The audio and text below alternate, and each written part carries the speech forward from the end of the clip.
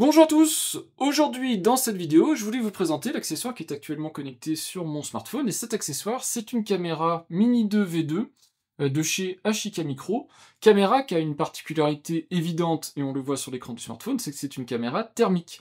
Donc le principe général des caméras thermiques et donc de cette caméra c'est de filmer l'environnement, mais de filmer l'environnement en observant l'émission d'infrarouge émise par les objets qui vous entourent. Donc la caméra capte l'émission d'infrarouge et retransmet, donc c'est ici par l'application du smartphone, via des codes couleurs, une représentation de ce qui est observé autour de vous pour vous donner une indication sur la température. Donc ici le code couleur est assez évident, plus c'est rouge, jaune, blanchâtre, plus c'est chaud, et plus c'est bleu, violet, plus c'est froid. Et donc cette caméra thermique, ça faisait très longtemps que je voulais en posséder une. Pourquoi? Parce que y a pas mal de raisons en fait à tout ça. D'une part déjà, vous l'avez vu, je produis du contenu, et quand je vous produis du contenu, si je vous dis par exemple que cette borne Wi-Fi, elle consomme de l'énergie, mais aussi elle émet de la chaleur, je vais vous dire qu'elle est doux au toucher. Mais qu'est-ce que ça veut dire, doux au toucher? Est-ce que c'est 30 degrés? Est-ce que c'est 35 degrés? Est-ce que c'est 40 degrés? Et où elle est chaude précisément? Pareil pour un ordinateur portable. L'ordinateur portable, cet ordinateur portable Intel Ultra de première génération, est-ce qu'il est chaud? À quel endroit? Est-ce que le processeur, est-ce qu'il est bien refroidi? Des choses comme ça. Donc, c'est des informations que je ne pouvais pas vous communiquer. Je pouvais vous communiquer via mon consommètre, par exemple la consommation électrique de la borne Wi-Fi ou de l'ordinateur portable, mais pas sa température de surface, et pas s'il est correctement conçu pour dissiper la chaleur, des choses comme ça. Mais vous avez peut-être, vous aussi, d'autres problématiques.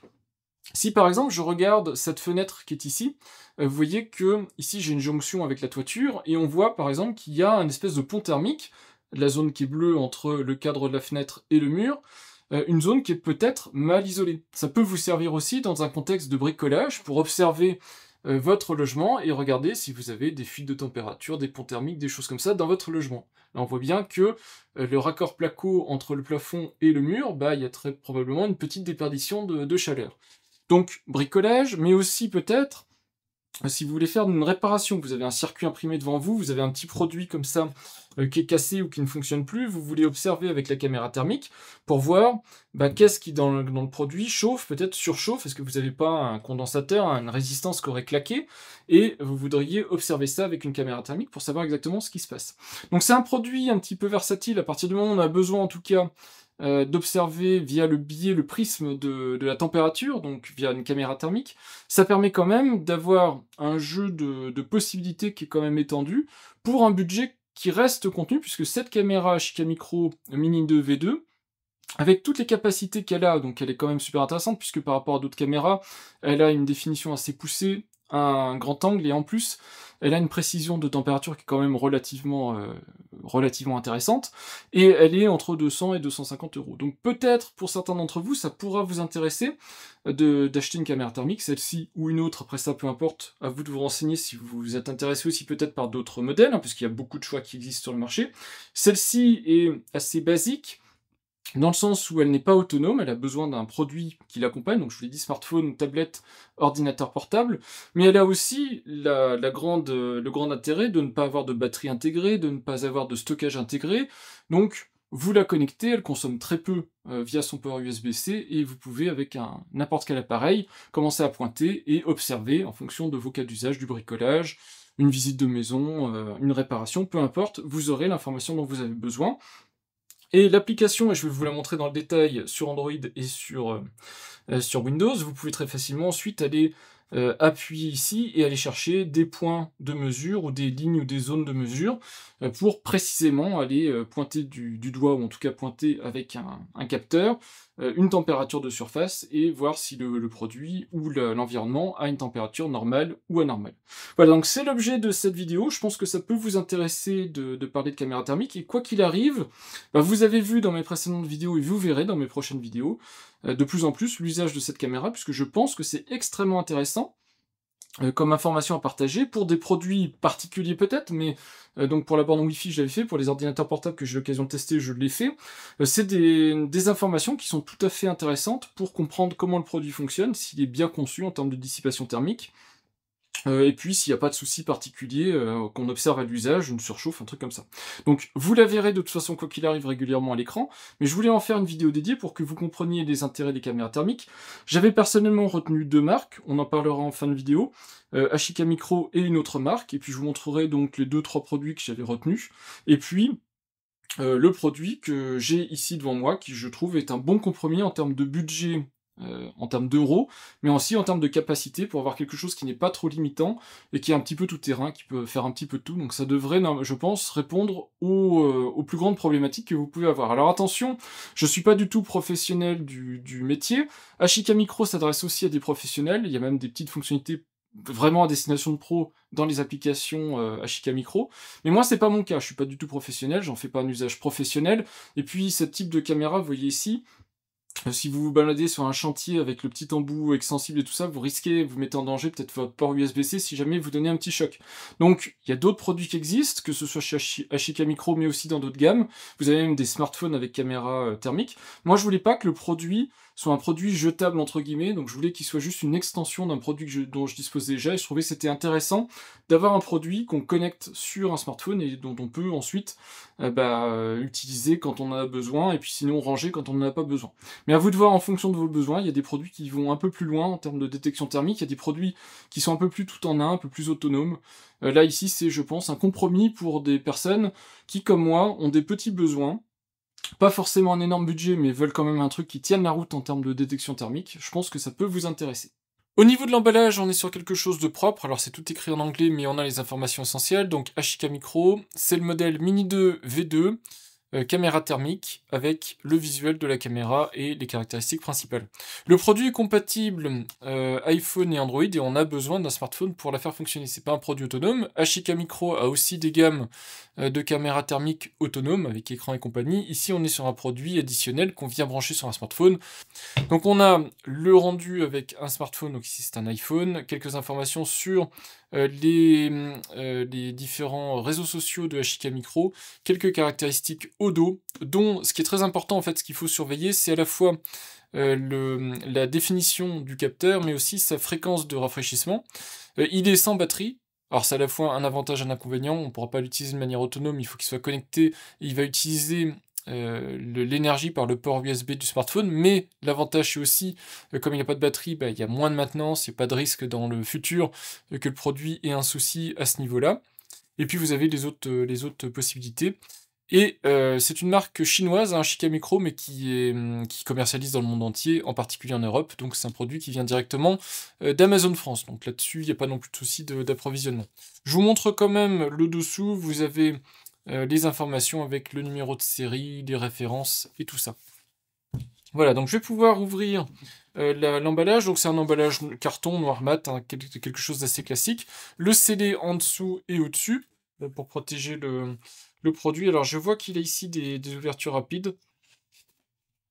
Dans l'emballage, on a un premier étage qui contient la paperasse, un carton de remerciements donc pour avoir fait l'acquisition d'une Ashika Micro Mini, et puis vous avez le guide de démarrage rapide.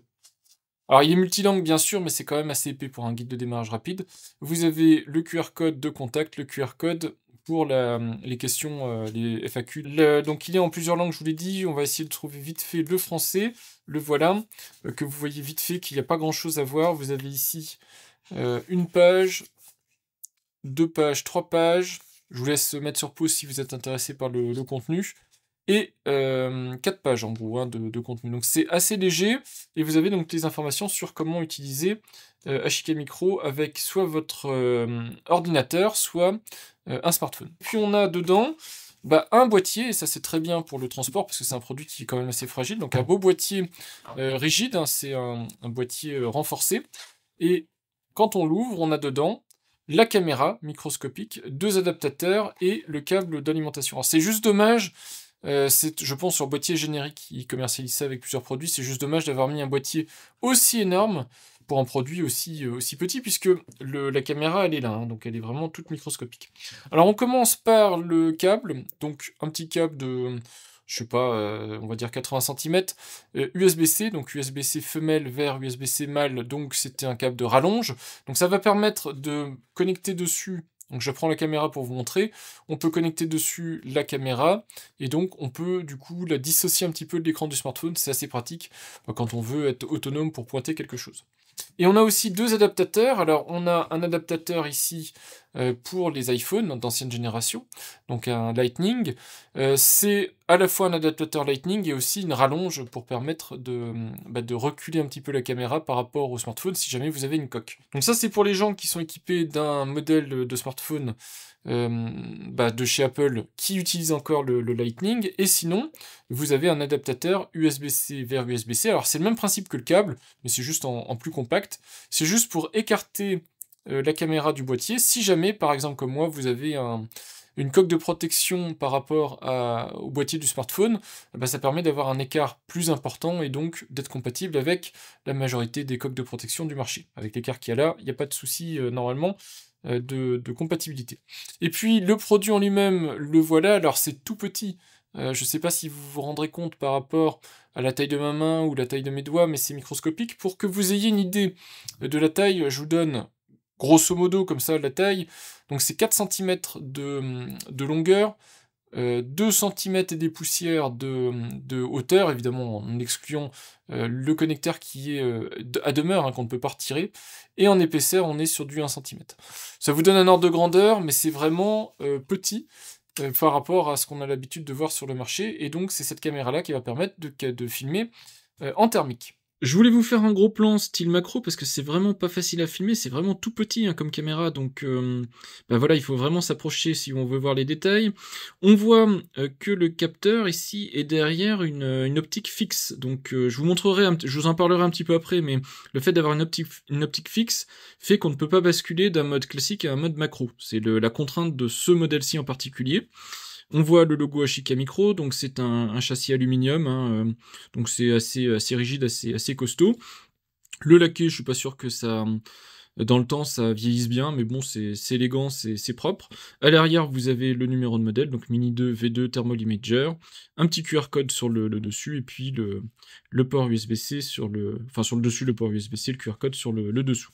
C'est un produit qui est extrêmement léger, extrêmement petit, et extrêmement bien fini, extrêmement beau et élégant, malgré le fait qu'il soit vraiment tout compact. Je vous fais un gros plan des deux adaptateurs, que vous ayez aussi une bonne vision. Donc l'adaptateur Lightning avec, je sais pas pourquoi, des petites encoches ici pour le rendre un peu plus élégant. Ça finit évidemment en USB-C, et l'adaptateur USB-C vers USB-C, donc complètement réversible. Donc ça c'est pas mal, comme le Lightning d'ailleurs, qui est réversible. C'est pas mal. Donc voilà en gros les accessoires qui sont fournis avec le produit. Donc vous voyez, c'est bien fini, c'est tout petit, c'est compact. Par contre, gardez en tête cette optique à focale fixe, donc pas de bague, pas de macro, donc on est obligé d'avoir une seule focale, ce qui a une contrainte quand on a une caméra thermique. Des petites choses qui sont importantes de savoir sur cette caméra, surtout quand on a une caméra aussi petite et aussi nomade. Donc je vous ai donné les dimensions, mais ce qu'il faut savoir aussi, c'est qu'elle pèse environ 20 grammes, et qu'elle consomme via le port USB-C environ 0,36 watts, c'est les données fabricants. Et donc, autrement dit, sur un smartphone avec une batterie raisonnable, ça va pas imputer énormément l'autonomie du smartphone. Vous pourrez l'utiliser pendant plusieurs heures sans que ce soit un gros souci pour le smartphone en termes d'alimentation électrique, ou pour la batterie du smartphone en termes d'autonomie. Et donc c'est un produit qui certes n'est pas tout en un en termes de stockage et en termes de batterie, mais qui ne va pas non plus avoir un gros impact sur un smartphone, surtout si vous avez un smartphone qui tient un petit peu la route, puisque normalement sur un smartphone vous avez quand même du stockage relativement conséquent, et vous avez aussi normalement une batterie de plus en plus conséquente. En tout cas avec les smartphones modernes, on a de moins en moins de soucis d'autonomie. C'est plus les soucis qu'on pouvait avoir sur les smartphones d'il y a quelques années. Donc voilà, c'était pour que vous ayez aussi ces informations-là. Consommation très faible, très mesurée, et Ashika Micro fait très attention là-dessus. Et également poids très mesuré. Il y a juste à faire attention, et je vous le redis, à cette petite extension si vous utilisez l'extension Lightning ou l'extension USB-C, puisque là vous avez un espèce de bras de levier, et si vous mettez un coup, vous pouvez vraiment endommager. Le plus embêtant, je pense, ce sera le connecteur USB-C du smartphone, donc faites attention sur ce point-là. Dernier point, et qui est quand même pas des moindres quand on dépense ce petit budget certes, mais ce budget quand même pour une caméra thermique, c'est la garantie. Vous avez une garantie de 3 ans matériel sur le produit, garantie 3 ans par Ashika Micro. 10 ans sur le capteur, alors je pense que c'est une garantie limitée, mais si vous avez juste un problème de capteur, vous pouvez toujours discuter avec Ashika Micro au-delà des 3 ans, et peut-être ils feront un geste ou quelque chose dans le cadre de ces garanties de 10 ans. Et puis évidemment, des mises à jour de firmware et tout ça, et de logiciels à vie, tant que le produit est maintenu et supporté. Donc, je dis pas que ce produit a une durée de vie énorme, mais n'ayant pas de batterie intégrée, tant que l'application Android ou Windows existe, et tant que le produit, quand vous le branchez, il est reconnu matériellement par le smartphone ou l'appareil sur lequel il est branché, a priori, il n'y a pas de souci majeur à l'utiliser, donc il devrait vous faire plusieurs années. Donc c'est un produit aussi qui a une durée de vie assez importante, et qui va avoir assez peu de risques de panne, puisque finalement, il y a assez peu de choses intégrées dedans par le capteur, et le capteur, je vous l'ai dit, Ashika Micro, en tout cas, parle d'une garantie de 10 ans, donc assure le fonctionnement pendant 10 ans de ce capteur. Donc c'est un produit qui, a priori, vous accompagnera quand même un bon moment, du coup, vous pouvez le brancher sur différents appareils en fonction de vos besoins, donc ça, c'est pas mal. Alors, je ne regarde même pas le manuel, on va directement partir sur la mise en route de tout ça. Donc, je connecte la caméra sur le smartphone. Alors, on peut la mettre évidemment dans les deux sens, c'est réversible, l'USB-C, c'est aussi le gros intérêt. Donc, en général, on va plutôt mettre la caméra on garde l'écran face à soi et la caméra vers ce qu'on filme. Ici, juste pour que vous puissiez la voir, je la mets comme ça. Je refais avec le prolongateur, juste pour que vous voyez aussi qu'on peut faire comme ça. Donc si vous trouvez que c'est plus pratique, vous pouvez rallonger un petit peu. Alors faites très attention, votre connecteur USB-C devient vulnérable. Hein. Si jamais vous mettez des coups, ça peut ensuite endommager le connecteur du smartphone. Donc faites très attention quand vous faites ça. Le logiciel à installer, alors moi c'est sur le Play Store, donc Android, c'est Ashika Micro Viewer, donc il est disponible directement sur le Play Store. Je dis ça parce que ça paraît naturel, mais il y a des marques pourtant réputées, je pense à DJI, c'est une catastrophe, leurs applications sont même plus disponibles sur les Play Store. Donc c'est quand même assez intéressant d'avoir une marque chinoise qui a l'application disponible sur le Play Store. Donc il y a deux versions, il y a une version de l'application qui sert pour les caméras de vision nocturne, pour la chasse, des choses comme ça, et ils ont aussi toute une gamme plutôt pour le bricolage, les travaux, les trucs comme ça, qui s'appelle Viewer. Donc on installe Ashika Micro Viewer, donc c'est une petite application qui va assez vite à mettre en place. Donc je la laisse s'installer, on va pouvoir l'ouvrir, et ensuite on va pouvoir suivre les indications de l'application. Donc là, l'application est installée, donc je la démarre ici. Politique de confidentialité qu'il faut lire. Donc moi je suis obligé d'accepter, sinon évidemment je ne pourrais pas utiliser la caméra. Donc ils indiquent ici quelques informations sur le fonctionnement général de l'application. Donc je vous fais un exemple de mise en route rapide.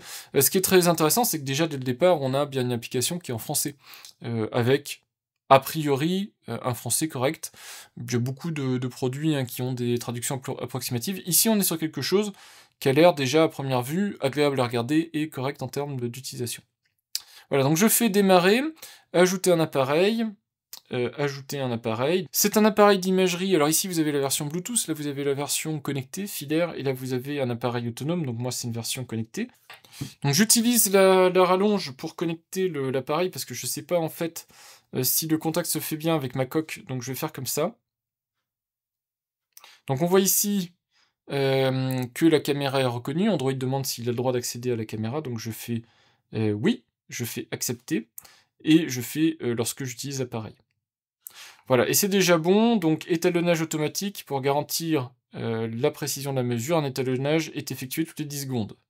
Je fais oui, et on voit que la caméra est immédiatement fonctionnelle, et je peux déjà commencer, alors je la tiens à l'envers, je peux commencer à observer mon environnement sous la forme d'une caméra thermique. Donc en particulier, alors là je suis encore à l'envers, voilà, on me voit via la caméra thermique. Voilà, donc je vais pouvoir commencer à faire des tests, mais vous voyez qu'en quelques secondes, la caméra thermique est fonctionnelle. Donc je vais revenir, peut-être après quelques utilisations sur l'application, parce que, quand même, pour que vous puissiez comprendre en quoi ça consiste, je vous montrerai.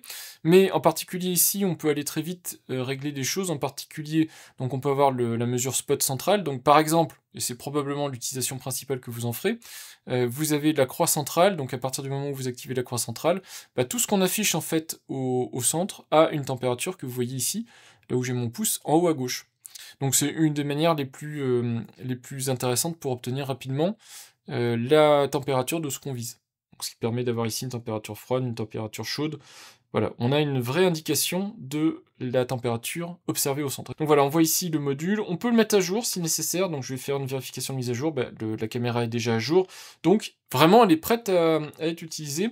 On peut évidemment prendre des photos, on peut prendre des lives, enfin enregistrer en vidéo, et on peut rajouter plusieurs produits. Si vous avez plusieurs produits de la gamme, c'est tout à fait possible d'avoir plusieurs produits. Je vous montre comment fonctionne cette application. Pour ça, j'ai connecté la petite caméra sur le câble souple USB, c'est plus simple. Moi, je l'utilise principalement avec l'extension USB, donc connecté dessus sur le smartphone. C'est le plus simple. J'utilise le smartphone comme appareil de visée pour mes enregistrements, mais aussi pour voir l'imagerie thermique.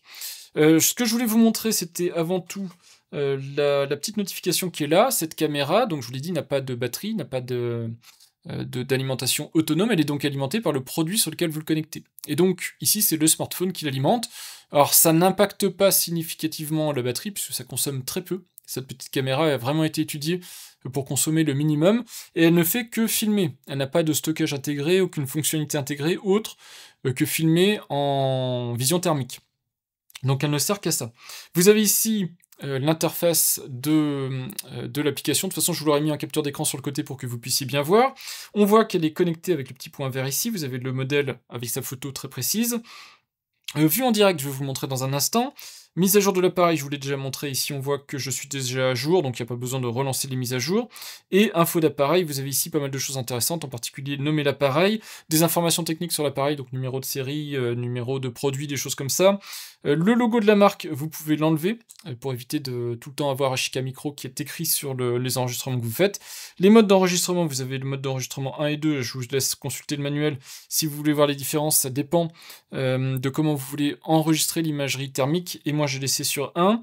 Vous avez des aides et des diagnostics si la caméra semble défectueuse ou fait pas exactement les enregistrements que vous vouliez, et un retour aux valeurs d'usine si jamais vous avez besoin de réinitialiser le produit. Et vous avez aussi en bas ici une section d'onglets, donc vous avez l'accès à l'appareil, l'accès aux albums, donc ça c'est les enregistrements photos ou vidéos que vous avez pris avec la caméra, donc vous avez ici images et vidéos. Et les paramètres de l'application, pour le coup. Dans les paramètres de l'application, vous avez juste général qui est assez intéressant pour vous dire comment c'est enregistré, donc en local ou à distance, donc sur un produit connecté sur l'appareil. Et puis si vous voulez enregistrer directement sur l'appareil ou dans un répertoire spécifique à l'application. Et puis calculer aussi, alors ça c'est plus pour les professionnels, faire des calculs de coûts en fonction de votre utilisation de l'application. Voilà, mais le gros de l'utilisation, ça va aller dans vue en direct. Vue en direct, alors soit vous pouvez l'utiliser comme ça en mode portrait, alors je vais juste pointer sur, par exemple ici mon écran. Vous voyez qu'ici, la caméra, donc Ashika Micro, si je mets la caméra alors dans le sens pour vous, ici comme ça, son connecteur est orienté vers le haut, donc ça c'est son bas en fait. Donc ici c'est le bas, là c'est le haut, et elle pointe vers l'avant. Donc quand on la met comme ça, par défaut, normalement on voit ici que l'image n'est pas inversée, on a une image en mode portrait. C'est le fonctionnement par défaut standard de la caméra. On peut aussi l'utiliser, toute cette application et la caméra en mode paysage. Pour ça, vous pivotez le smartphone et vous voyez que le smartphone peut, si vous regardez les petites icônes, on les voit pivoter en temps réel. Par contre, la caméra, elle, ne bénéficie pas du gyroscope de l'appareil. Il va falloir, même la caméra en elle-même n'a pas de gyroscope, ça n'a pas de sens puisque vous pouvez la tourner dans tous les sens. Donc ce sera à vous d'aller sur la petite icône qu'on trouve soit en haut à droite, soit en haut à gauche en fonction de si vous la mettez en mode portrait ou paysage, pour faire pivoter la caméra. Et là je vous montre, donc vous pouvez voir ici le logo d'elle, on le lit bien, il est écrit puisque c'est le logo qui est sur le devant de l'écran. Je vais faire pivoter, ici on voit le pivot de 90 degrés, 280 degrés, donc l'image est inversée. Je pivote encore, j'ai fait un tour complet. Donc vous pouvez comme ça orienter la caméra directement depuis l'application. Vous avez ici un calibrage automatique. Vous voyez que toutes les 30 secondes environ, la caméra va se recalibrer pour vous afficher une image aussi juste que possible en termes de capture thermique. Vous pouvez désactiver avec la petite icône ici, donc c'est l'icône qui est, donc vous avez ici l'icône rotation. À côté ici, c'est l'icône calibrage manuel. Donc si vous appuyez dessus, ça lance un calibrage manuel de la caméra, vous pouvez pas le faire trop souvent. Ça vous dit qu'attention, il n'y a pas besoin de le faire trop souvent. Et l'icône à côté avec le petit A, c'est le mode automatique, comme un flash automatique et tout ça, c'est pour vous dire désactiver le calibrage automatique. Et donc là, vous serez plus embêté par le calibrage automatique. Vous avez la possibilité ici d'avoir une espèce de picture-in-picture. Donc si je prends la caméra, ça permet de voir en normal ce que la caméra du smartphone filme, et en même temps voir ce que la caméra thermique filme. Et enfin, vous avez le mode Super IR, donc super infrarouge, qui permet d'augmenter très sensiblement la définition de ce qui est filmé. Alors, je ne sais pas comment ça marche techniquement, si c'est avec des sous-pixels, des choses comme ça, mais en tout cas, l'image est plus précise. J'essaierai de vous faire un comparatif avec et sans, que ce soit un petit peu plus parlant. Donc ça, c'est pour les onglets qui sont en haut pour piloter. La seule chose que je peux vous dire qui m'a embêté sur cette interface-là, c'est quand on la pivote. Donc quand on la pivote, on trouvera toujours une solution pour faire tourner ici la caméra et la voir exactement comme on le souhaite. Sinon, vous remplissez pas ici l'image, et donc du coup, c'est pas très lisible. Donc vous voyez ici, quand je suis en mode paysage, il faut absolument que ma caméra soit verticale comme ça pour remplir l'écran. Sinon, forcément, on voit pas grand-chose et c'est pas super pratique. Donc le truc qui m'a dérangé en fait, c'est ça, c'est que vous voyez que l'essentiel de l'interface pivote, même les petites icônes qui sont là pivotent. La caméra en elle-même, si vous la fixez directement sur le smartphone, elle pivote. Par contre, les informations de température qui sont là, et la température centrale ici, quand vous la mettez en mode paysage, ce qui est quasiment l'intégralité de mon usage de vidéaste, puisque moi, si je vous propose du contenu, je vous mets plutôt en mode paysage, puisque vous êtes plutôt, en général, sur un écran 16/9 ou 16/10. Il y a des gens qui consultent sur smartphone, mais je ne fais pas des vidéos verticales. Et donc, du coup, ces informations-là, vous voyez, elles ne sont pas pivotées, c'est un petit peu dommage. Du coup, c'est pas super lisible. Vous pouvez aussi remarquer ici que vous avez des paramètres, dont les palettes. Parce que ce qu'il faut comprendre, c'est quand on filme en infrarouge, en fait, on filme quelque part en noir et blanc. C'est juste pour s'aider à la compréhension qu'on a de la colorimétrie. Et je voulais vous montrer, par exemple, sur un produit qu'on aimerait dépanner. Alors, il fonctionne très bien, ce produit-là, mais c'était pour avoir un exemple concret. Pour vous montrer, en fait, le panneau des paramètres qui est ici. Parce que c'est important, je pense, de bien comprendre comment fonctionnent les réglages de ce produit. Donc, imaginons qu'on ait besoin de réparer ce produit, on le démonte. C'est le nouveau nouvelle petite enceinte équipée de microphone de chez Home Assistant. C'est la Home Assistant Voice, qui fonctionne très bien, hein, j'ai pas de problème d'électronique avec, mais je voulais vous montrer comment on fait si par exemple j'avais eu des problèmes d'électronique avec, pour la dépanner. Donc évidemment c'est un produit qui est, on va dire, relativement sans risque ici, puisque c'est un produit qui se branche en USB, donc en 5 volts. On fait attention si on travaille sur du secteur. Donc là je le branche, je vais le mettre sous tension, donc le produit va s'allumer, et on va pouvoir surveiller la consommation directement ici, la consommation et l'élévation de température des différents équipements qui sont sur le produit. Alors, pour bien comprendre comment ça fonctionne tout ça, donc j'essaierai de vous mettre par là l'écran du smartphone. Vous avez ici les paramètres sur lesquels on peut avoir des alarmes de température. Donc quand on dépasse une certaine température haute et basse, on peut avoir une alarme pour dire qu'il y a un point chaud ou un point froid sur ce qu'on est en train de filmer. On a la possibilité aussi d'avoir de régler les unités de température. Donc ça, vous comprenez facilement, Celsius, Fahrenheit et Kelvin. On a aussi la possibilité de définir les plages de température, donc on a la possibilité d'aller de -20 à 150 et de 100 à 400 degrés. Alors malheureusement, on n'a pas un mode -20 400 par exemple, on a une espèce de calibre, on pourrait appeler ça comme ça, mais c'est quand même super intéressant. Et en particulier suivant ce qu'on observe, parce que ça permet d'avoir une sensibilité qui est toujours optimale sur les plages de température, parce qu'en général, quand on a des capteurs comme ça qui sont capables d'aller sur des plages très importantes, eh bien la précision en prend un coup. Donc là, ça permet de définir. Si jamais vous voulez observer un four pour cuire des aliments, vous allez plutôt partir sur le calibre 100 à 400. Par contre, si vous observez un chauffage central ou l'isolation thermique d'un logement, vous partirez plutôt sur le calibre -20 à 150. Donc à vous d'adapter en fonction des besoins. Et de la même manière, en fonction de ce que vous voulez observer, vous avez la distance d'observation. Ça règle aussi la sensibilité quelque part du produit. Donc vous pouvez le régler de 0,1 mètre, donc 10 cm, jusqu'à 15 mètres. Et enfin, il y a un dernier petit réglage ici, c'est l'émissivité, puisque l'émissivité, donc l'émission infrarouge, elle dépend du matériau ou des matériaux observés. Donc vous pouvez la régler précisément. En fonction du type de matériau observé, vous avez une valeur par défaut qui doit être de 0,97, je crois, quelque chose comme ça. Et là, comme je vous ai mis que, pour exemple, un circuit imprimé, on est autour des 0,91, donc c'est ce qui est sélectionné ici. Voilà, donc vous avez différents réglages, donc tout ça c'est dans paramètres. Vous avez aussi des réglages d'image, donc la distribution de couleurs, vous l'avez compris ici, c'est la petite échelle qui est là. Donc vous pouvez avoir soit des alarmes de surtempérature, soit répartir les températures. Donc je vous montre comment ça fait. Ici, on est en mode classique, on va dire, répartition. Si on va donc dans distribution des couleurs et qu'on met alarme, vous allez voir que ça change un petit peu. Les zones chaudes sont beaucoup plus visibles. Donc pour un circuit imprimé, c'est un petit peu mieux, ou en tout cas, ça rend les choses un petit peu plus précises. Vous avez la possibilité de régler la netteté ici. Donc vous voyez avec un curseur. Donc c'est super important. La netteté, alors là, je suis un tout petit peu trop proche, mais ça permet de mieux voir, surtout quand on est sur du circuit imprimé ou quelque chose sur lequel il faut faire une mise au point. La netteté permet d'être un peu plus précis dans les observations qui sont faites. Voilà, maintenant, quoi qu'il arrive, c'est pas forcément le produit idéal pour observer ce que je suis en train de vous montrer, on va en parler dans un instant. Vous avez aussi des contrastes que vous pouvez accentuer, donc du coup en jouant sur la netteté et sur les contrastes, sur des produits de ce type-là, où on veut être assez précis, des détails assez fins, c'est intéressant d'avoir le réglage possible. Et puis pareil pour la luminosité, vous pouvez la descendre ou l'augmenter, ça vous permet comme ça, vous voyez, de jouer très facilement sur la vision, et d'avoir très, très facilement quelque chose de visible sur le chaud et le froid.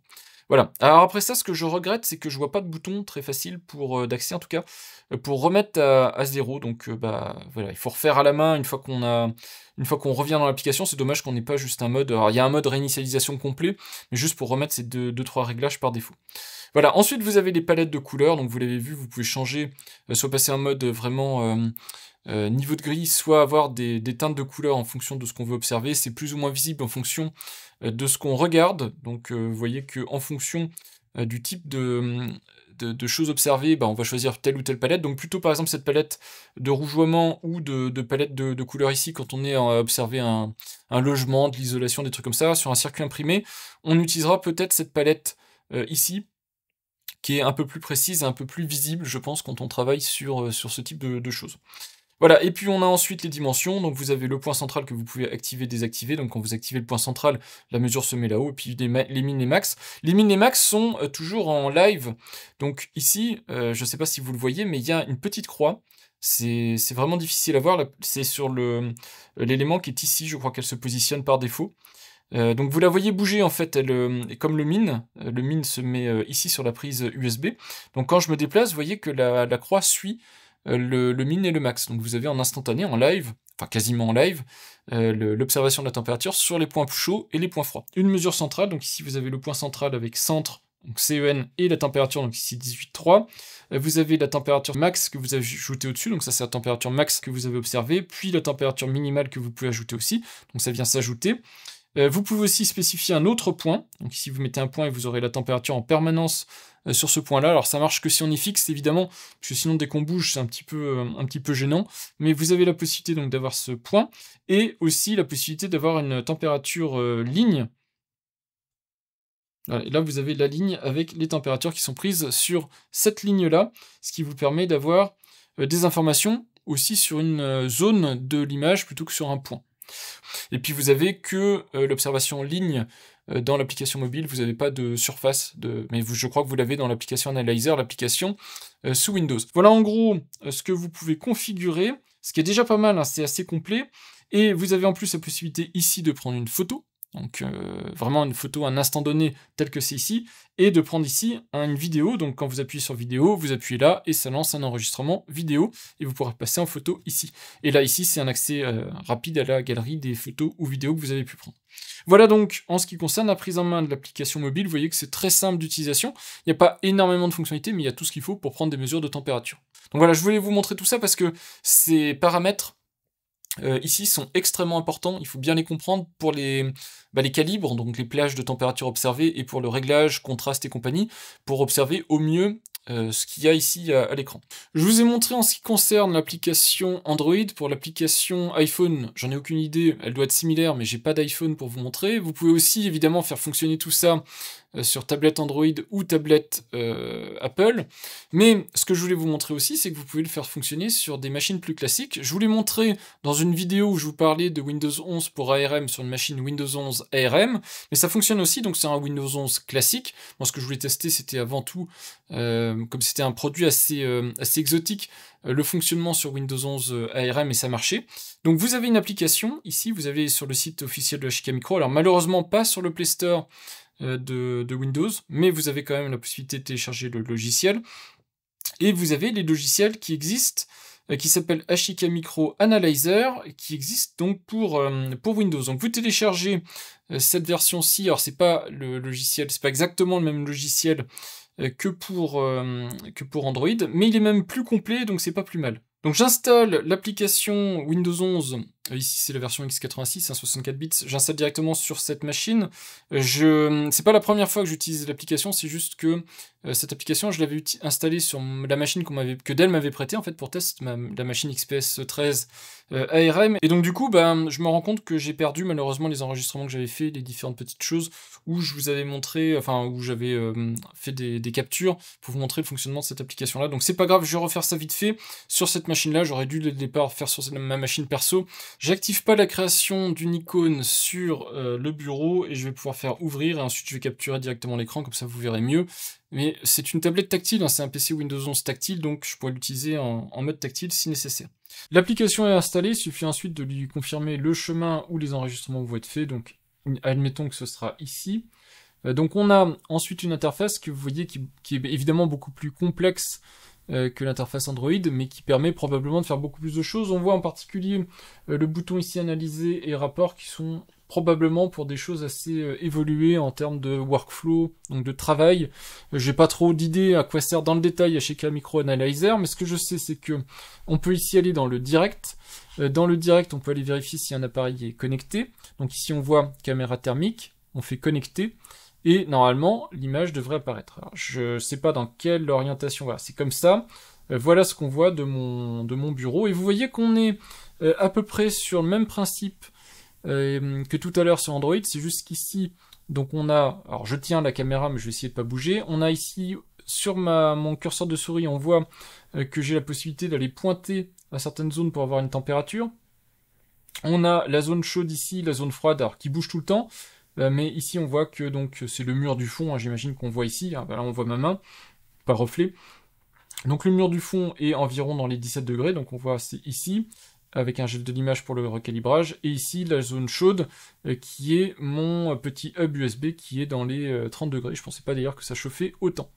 Voilà, donc on a sélectionné la caméra ici, vous voyez qu'on a le nombre d'images par seconde, 26 images secondes en 256 par 192, on peut enregistrer la plage de température, donc soit moins 20, 150, soit 100, 400, suivant ce qu'on filme. On peut exactement comme pour l'application mobile enregistrer une vidéo, enregistrer une image, donc si je vais faire une capture, voilà, juste pour avoir quelque chose dans mon rapport, dans ma bibliothèque, et faire un espèce de time-lapse, donc enregistrer toutes les 5 secondes, ici c'est le chiffre ici qui est configurable, on voit 5 secondes.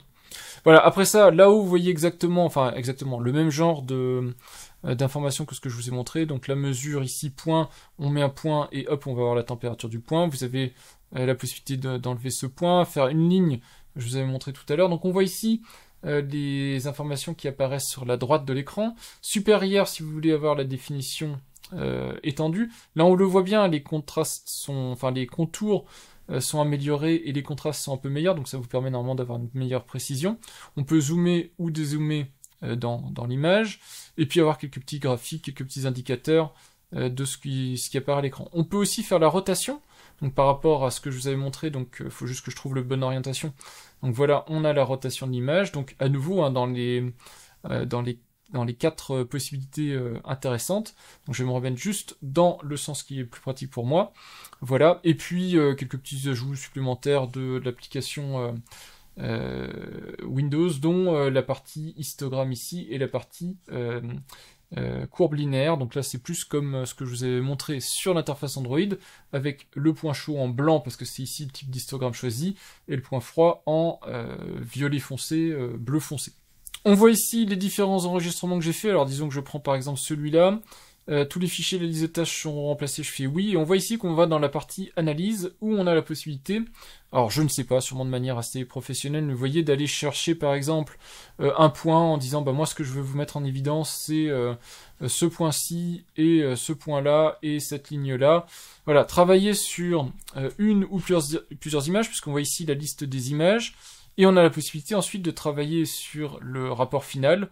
Donc ici on a le rapport, et vous voyez vous avez des lots de comparaison thermique, choses comme ça. Donc tiens, on va choisir ce truc-là, puisqu'ici j'ai fait un écran. Et donc voilà, ici on voit que il peut préparer un espèce de document qu'on peut mettre en PDF ou en impression pour un client. Alors ça c'est un domaine que je maîtrise absolument pas, je sais pas si c'est super pratique, si c'est intéressant et si c'est quelque chose qui est utilisé couramment, mais en tout cas on voit que c'est l'objectif de ce type d'application. Moi je l'utilise très précisément pour ce que je vous ai montré, c'est-à-dire avoir en plein écran sur une machine, par exemple un ordinateur portable, la possibilité de voir ce que j'aurais vu sur un écran de smartphone, mais en beaucoup plus grand. Donc c'est ça aussi qui est assez intéressant, et avec le câble souple, ici vous voyez que je peux viser sans problème ce que j'ai besoin de voir. Donc par exemple mon boîtier d'appareil photo qui est un petit peu chaud, mon smartphone lui aussi qui chauffe un petit peu, ou mon ordinateur portable, ou ma borne Wi-Fi qui est juste là-bas. Donc ça me permet comme ça très facilement de pointer exactement ce que je veux enregistrer, d'avoir avec mon curseur ici très facilement la température, et de pouvoir savoir exactement ce que je mesure, combien ça vaut, et de le faire de manière plus souple que sur Android. Mais voilà, c'est juste pour ça que j'utilise Ashika Micro Analyzer sur Windows, et comme ça vous aurez vu les deux variantes, la version sur un PC Windows et la version sur un smartphone Android, ce qui vous permet au moins de comprendre que vous pouvez l'utiliser en solution de mobilité quoi qu'il arrive, mais avec des applicatifs un petit peu différents en fonction de vos besoins. Le petit point dont je voulais vous parler, qui n'est pas un défaut de ce produit, mais je vous l'ai dit, ce produit ici, c'est une caméra qui a une focale fixe. Elle n'est pas comme la version un peu plus haut de gamme de ce même produit, avec une petite bague d'adaptation qui permet de passer en mode macro. Ça a un impact sur très peu de choses, mais en particulier ce que je vous montre en ce moment, c'est quand on observe des circuits imprimés, puisqu'on voit quand même bien des pièces qui émettent de la chaleur. Donc ici c'est quand même des petites, c'est plus petit que mon doigt, hein, que le bout de mon doigt, les petits circuits ici qui émettent de la chaleur, donc on voit quand même. Et donc si vraiment vous avez un petit composant qui aurait claqué, on peut observer, et avec un accessoire pointé pour essayer de bien identifier celui qui émet de la chaleur, donc on peut s'en sortir, mais on manque quand même de détails, parce qu'on n'a pas une mise au point qui peut être faite très proche, donc on arrive à s'approcher, mais c'est quand même très flou, donc c'est pas comme ça qu'est censé être utilisée cette caméra. Il faut rester dans les 10-15 cm, et malheureusement, donc sur des composants qui sont si petits, c'est pas adapté. Et donc il faut une version avec macro, qui n'est pas la version dont je dispose.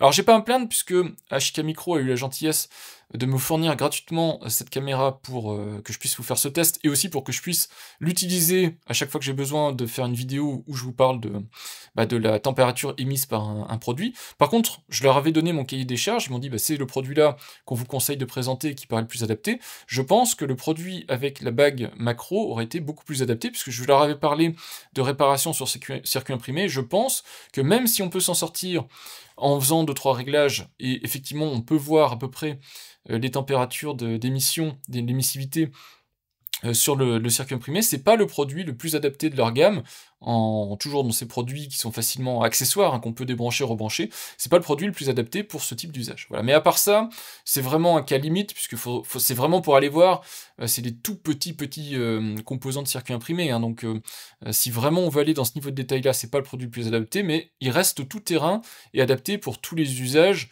de manière générale.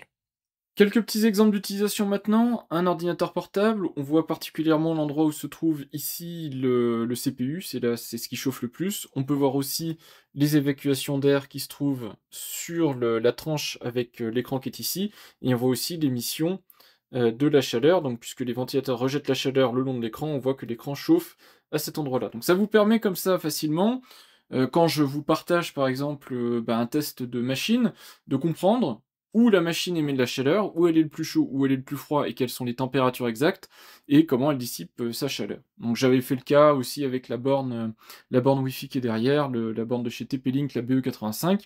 Donc voilà, c'est le genre de choses que je peux vous montrer. Dans un domaine maintenant un peu plus bricolage ou visite de maison, vous voyez par exemple ici mon chauffage. Ça vous permet de voir le tuyau d'arrivée d'eau chaude ici avec la veine thermostatique, le tuyau où repart l'eau froide qui est là-bas. Vous pouvez du coup, avec le mode point, avoir par exemple une mesure centrale que je viens de vous activer, comme ça vous voyez une idée en tout cas de la température de retour d'eau, donc ici qui serait de 22 si on peut faire confiance à cette mesure ici, et la température d'arrivée d'eau ici qui est de 32.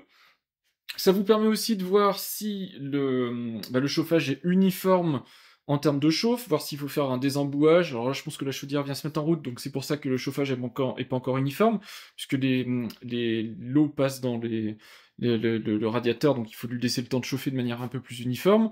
Mais ça vous permet de voir, par exemple, si vous avez besoin d'un désembouage, et ça vous permet aussi de voir, et ça c'est un truc que j'ai découvert récemment, j'avais des traces sur ma peinture, c'est régulièrement le cas, hein, quand vous avez chauffage électrique ou chauffage central comme ça, à force, vous avez l'émanation de chaleur qui brûle un petit peu la peinture ou le papier peint, eh bien on voit carrément les zones ici qui chauffent. Ça c'est pour du bricolage, mais aussi en termes d'isolation. Vous voyez que je suis dans mon séjour ici, hein, si vous reconnaissez, il y a le canapé et compagnie. On voit carrément les rails placo. Donc il fait un petit peu frais en ce moment, puisqu'on est en hiver, et on voit la différence entre les rails placo, qui sont ici en bleu foncé, et le placo en lui-même, qui est un petit peu plus chaud, puisqu'il y a l'isolant et tout ça. Et on voit donc la conductivité du métal qui transparaît à travers le placo. Donc voilà, c'est quand même un peu sympa. Alors évidemment, donc ici je suis dans le noir, donc on verra pas grand chose, mais vous pouvez avoir un mode picture in picture. Alors c'est pas super parlant, je vais vous allumer la lumière de toute façon pour que vous puissiez voir un peu mieux. Quoi qu'il arrive, c'est pas super parlant parce que la caméra qui est ici, elle est sur mon port USB décentré, alors que la caméra qui filme, elle est de l'autre côté de mon smartphone. Mais que vous avez le câble souple que vous pouvez brancher sur la prise USB-C, et vous pouvez un petit peu aligner les caméras si vous avez besoin d'avoir un mode de rendu où vous avez les deux qui se superposent si nécessaire.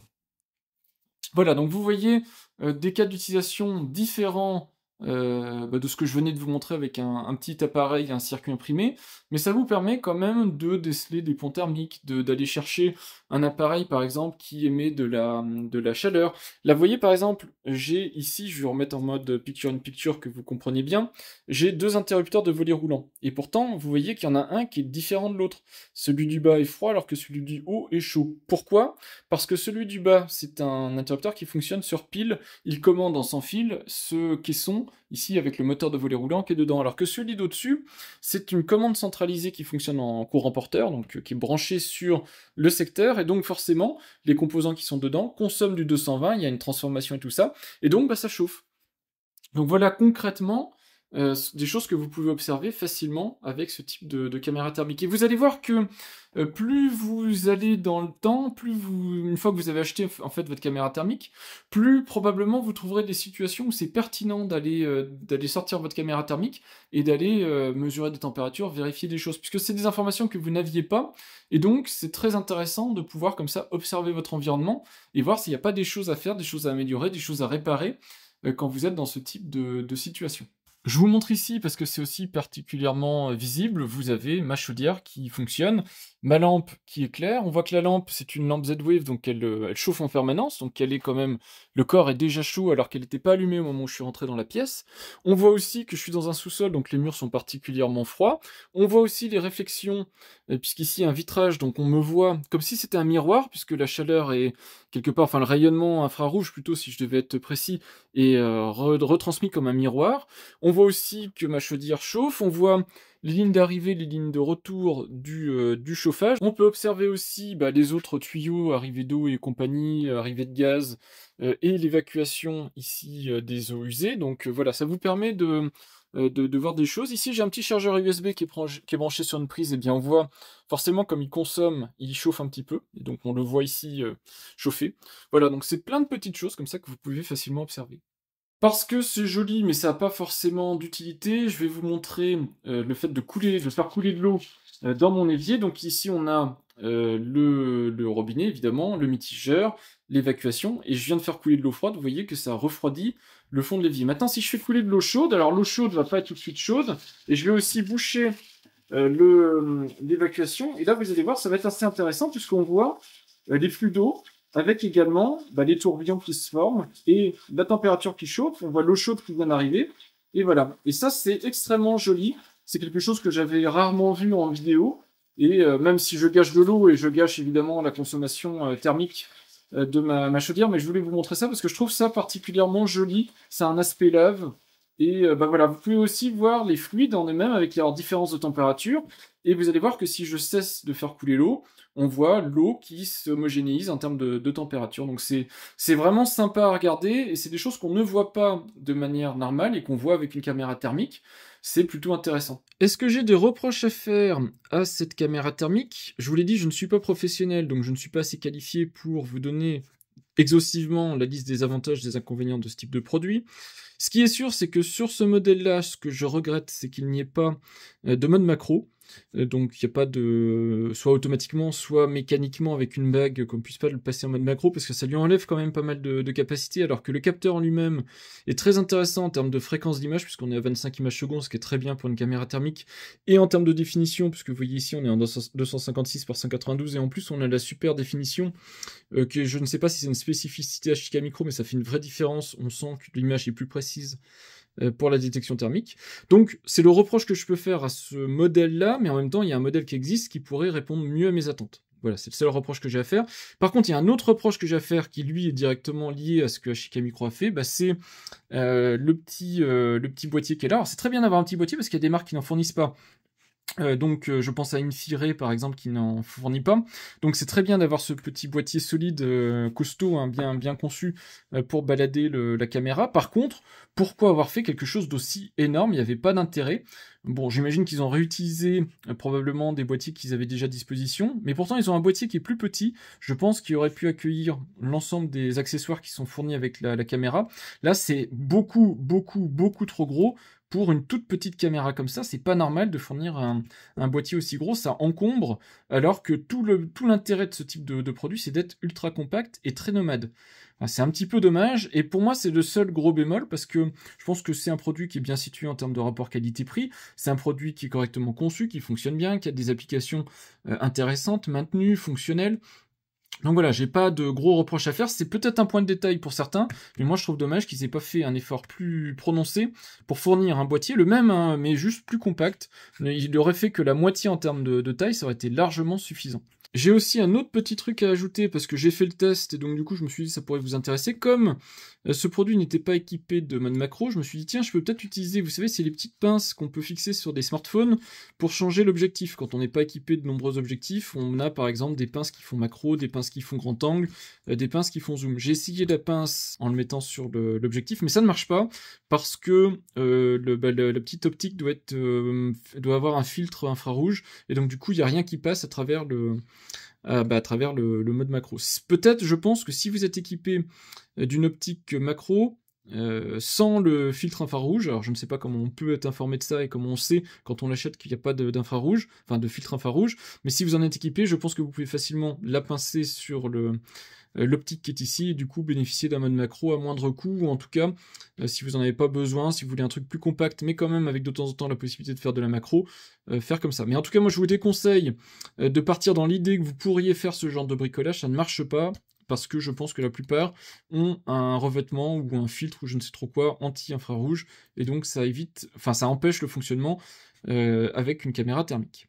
Je voulais conclure comme je fais d'habitude en vous donnant un plus grand panel de ce qui existe en termes de produits à la fois chez la marque HK Micro mais aussi en prenant Amazon et en vous montrant 2-3 marques de caméras thermiques, que vous ayez une idée de ce qu'il faut mettre en termes de budget et de ce qu'il est possible d'avoir. Donc chez HK Micro, donc déjà ce sont des professionnels du domaine, c'est une marque chinoise, je vous l'ai dit, mais qui est professionnelle dans l'imagerie thermique. Ils ont des appareils qui sont vraiment à destination d'un public spécialisé, professionnel et tout ça. Le modèle que je vous ai montré dans la série Mini, c'est juste qu'il est plutôt à destination, on va dire, d'amateurs ou de professionnels qui ont besoin de solutions nomades. Ils ont aussi des produits thermiques pour l'observation de la faune et la chasse. Donc ça, ils ont toute une gamme dédiée à ça. Et en termes de produits nommés industriels, ils ont toute une gamme aussi de petits appareils. La Mini E étant la plus, je crois, bas de gamme, qui a une faible définition, faible fréquence d'image. On monte en gamme.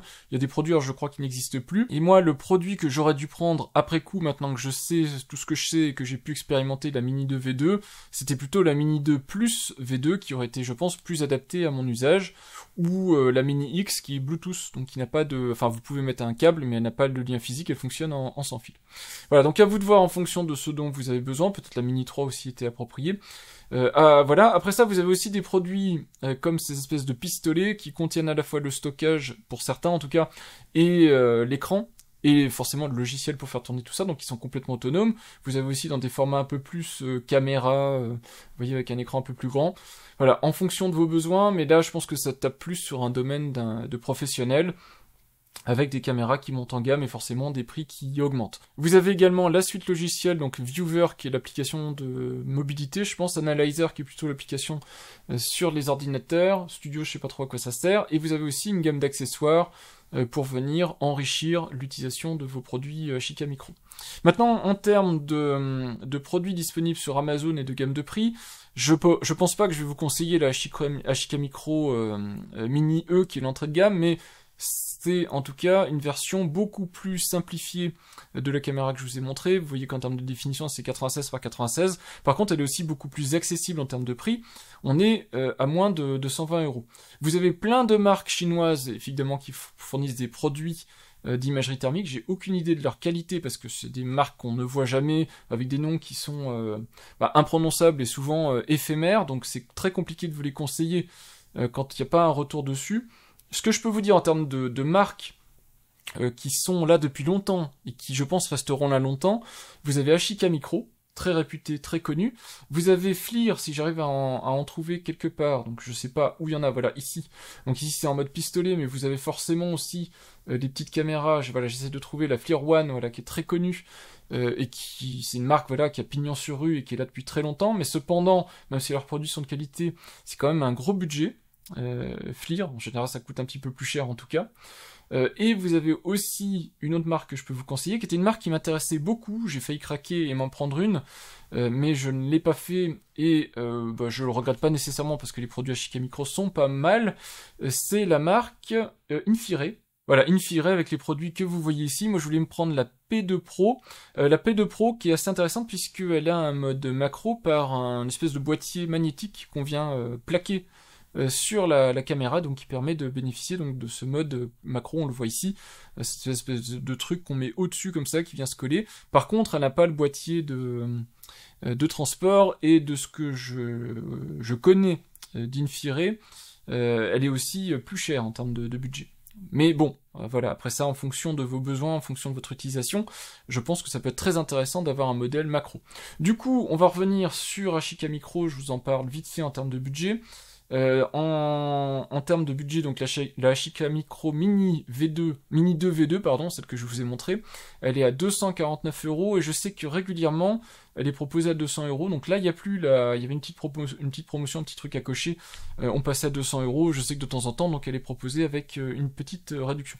Donc comptez, tablez sur 250 €, ce qui est quand même un budget relativement conséquent. C'est pas pour une utilisation un coup de temps en temps, il faut, je pense, quand même en avoir besoin. Le modèle, moi, que je voulais vous conseiller, qui est à peine plus cher, c'est le Mini 2 Plus V2. Alors je pense que c'est strictement le même capteur, strictement les mêmes capacités. Tout est pareil, le format est un petit peu différent, elle est un petit peu plus épaisse, mais un petit peu plus ramassée. Par contre, la grosse différence pour moi, c'est cette optique qui est réglable. Vous avez la possibilité très facilement, je ne sais pas si on le voit ici, voilà on le voit ici, de modifier la distance focale, la focale de la caméra, pour avoir vraiment la possibilité d'avoir des modes d'utilisation assez variés. Parce que je vous l'ai dit, quand on est sur un circuit imprimé, c'est assez compliqué d'avoir la mise au point sur des tout petits composants. Je crois que ça s'appelle les composants CMS, en tout cas les composants directement soudés sur circuit, qui sont très très très petits et qu'on ne voit pas. On voit qu'une zone floue, alors que si on avait un mode macro, on les verrait beaucoup mieux. Donc voilà, moi je pense que Le modèle qui vous devrait vous intéresser, si vous êtes intéressé ou si vous avez ce budget d'autour de 250-300 €, c'est la Ashika Micro Mini 2 Plus V2. Donc le plus est super important, c'est exactement le produit que je vous ai montré, mais avec cette petite bague qui permet de régler la distance focale. Voilà en ce qui concerne ce produit de chez Ashika Micro. Vous voyez que je suis actuellement en train de recharger une des batteries de l'appareil qui est en train de filmer. Et vous voyez qu'on peut très rapidement aller observer vraiment n'importe quel appareil qui est en cours d'utilisation pour voir comment il est conçu et s'il n'y a pas de souci particulier de surchauffe ou de défaut quelconque. Donc c'est vraiment un produit, je pense, dans mon cas de figure personnel, qui va m'être extrêmement intéressant et qui m'est extrêmement utile très régulièrement. Je pense qu'il va faire son apparition très souvent dans les vidéos. Maintenant, est-ce que c'est un produit dont vous avez besoin? Est-ce que c'est un produit dont tout le monde a besoin? Je ne sais pas, mais je pense que de la manière dont Ashika Micro travaille, parce que ça reste des capteurs qui sont de qualité pro, on va dire, avec des applications bien conçues, avec une marque Ashika Micro qui visiblement sait ce qu'elle fait en termes de détection thermique. On voit que c'est leur domaine de métier et qu'ils ont vraiment un large panel de produits qui s'adaptent aux usages des gens. Je pense que c'est un produit qui pourrait vous intéresser. Maintenant, je vous ai montré, il y a des alternatives, il y a d'autres variantes que ce produit accessoire. Vous avez aussi des produits un peu plus poussés, des produits un peu plus simples en fonction de vos besoins. Mais je pense que pour un budget de environ 200-250 €, c'est un produit qui est très intéressant. Maintenant, c'est aussi une grosse dépense, donc à vous de voir si vous avez besoin d'une petite caméra comme ça, et si vous allez en faire l'usage relativement souvent. Moi, j'en ai un usage direct, en plus de faire des vidéos.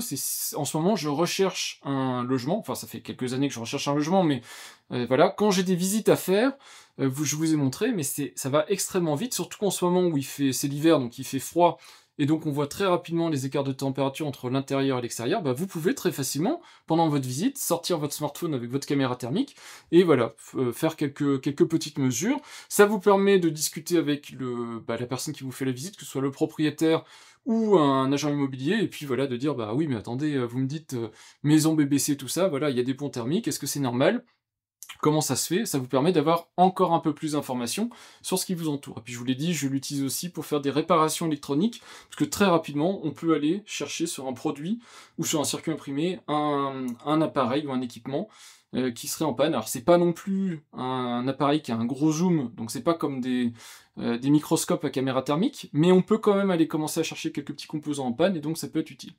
Voilà donc en ce qui concerne cette Ashika Micro Mini 2 V2. J'espère que le produit vous intéresse, j'espère que l'idée d'une caméra thermique peut vous intéresser. En tout cas, moi je vous ai montré comment ça fonctionne, comment je l'utilise, et j'espère que ça vous donnera soit des idées, soit le jour où vous en aurez besoin, vous vous direz, voilà, je connais au moins cette marque-là, j'ai vu comment elle fonctionne, et ça me donnera des opportunités, peut-être, pour derrière réparer un produit, visiter une maison, faire du bricolage, à vous de voir. Je ne sais pas si je vous ai convaincu, mais en tout cas, moi, je suis convaincu. Je l'utilise depuis 2 mois, 2-3 mois, et voilà, c'est un produit qui maintenant rentre dans mon quotidien et que j'utilise assez régulièrement. Merci d'avoir regardé cette vidéo, et à bientôt pour de prochaines vidéos. Au revoir!